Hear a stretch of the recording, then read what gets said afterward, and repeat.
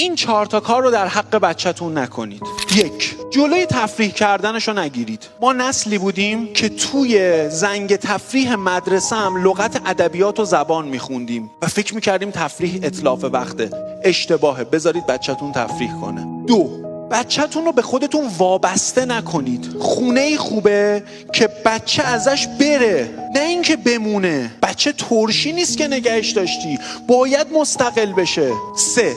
زندگی نزیستتون رو به بچه‌تون تحمیل نکنید. یعنی پدر دوست داشته دکتر بشه، نشده، زور میکنه بچه‌م باید دکتر بشه. دوست داشته فوتبالیست بشه، نشده، بچه‌م باید بشه. به خاطر همین الان پدر مادر و بچه رو از کلاس موسیقی در میارن تو کلاس ورزش، از ورزش تو هنر، از هنر تو زبان. اصلا بچه نمیفهمه داره چیکار میکنه. و 4.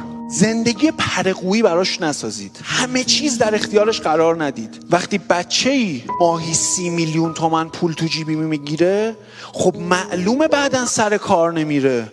میگه من برم سر کار، بابام پول تو جیبیمو قطع میکنه، مگه میخوان چقدر به من پول بدن؟ پس این آدم دیگه رشد نمیکنه و همیشه وابسته میمونه.